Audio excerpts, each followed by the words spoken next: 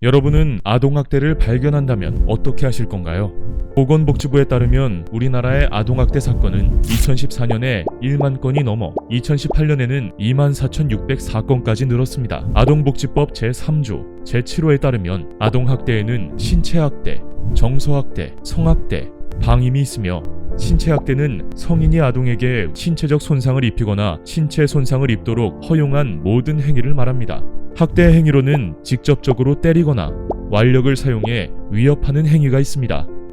정서학대는 성인이 아동에게 언어적 모욕, 정서적 위협, 가학적인 행위를 말하며 학대 행위로 경멸적인 언어폭력이나 편애, 가족 내 왕따 등이 있습니다. 성학대는 성인이 18세 미만의 아동에게 하는 모든 성행위를 말합니다. 학대 행위로는 성폭력, 성매매 등이 있습니다. 방임은 아동에게 위험한 환경에 있게 하거나 의식주, 의무교육, 의료적 조치를 제공하지 않는 것을 말하며 학대 행위로 의식주를 제공하지 않거나 유기하는 것이 있습니다. 그중 정신학대와 신체학대가 가장 높게 나타나고 있고 학대는 중복되어 이루어지는 경우가 많습니다. 아동이 학대를 당하는지 알 수 있을까요?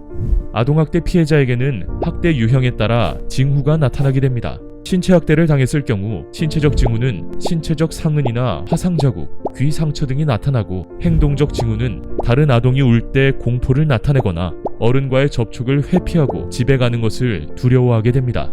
정서학대의 신체적 징후는 발달 지연 및 성장 장애가 나타나게 되고 행동적 징후는 특정 물건을 빨거나 물어뜯고 언어장애, 자살 시도, 실수에 대해 과잉 반응 등이 나타납니다. 특히 정서학대는 눈에 쉽게 보이지 않아 주의가 필요합니다.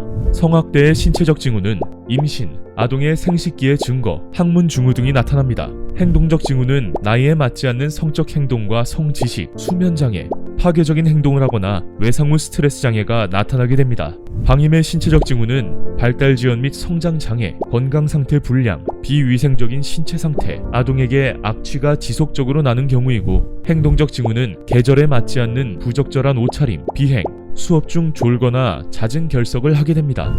그럼 대처 방법과 신고하는 방법은 무엇인가요? 아동학대를 확인하게 되면 신고하기 전 증거사진 등을 확보하는 것이 좋고 보호자에게는 알리지 않는 것이 중요합니다. 신고할 때는 신고자의 이름과 연락처, 아동의 인적사항과 학대 행위자로 의심되는 사람의 인적사항, 그리고 학대를 받고 있다고 믿는 이유를 알려주어야 합니다. 만약 아동과 학대 행위자의 정보 파악이 불가능해도 신고가 가능하니 걱정하지 않으셔도 됩니다. 또한 신고자의 신분은 법적으로 비밀 보장되니 걱정 NO! 아동과 가까운 사이일 경우 불안에 빠지지 않도록 일상적으로 대하는 것이 좋고 성학대의 경우 씻기거나 옷을 갈아입히지 않는 것이 좋습니다. 또한 현장 조사 전 아이에게 학대에 대해 계속 해묻게 되면 진술에 오염이 생길 수 있어 유도 질문을 하지 않는 것이 중요하고 현장 조사에 적극적으로 협조하도록 돕는 것이 좋습니다. 만약 이제 주변에 학대당하고 있는 아이가 있다면 신고하고 아이들이 건강하게 자랄 수 있게 지킵시다.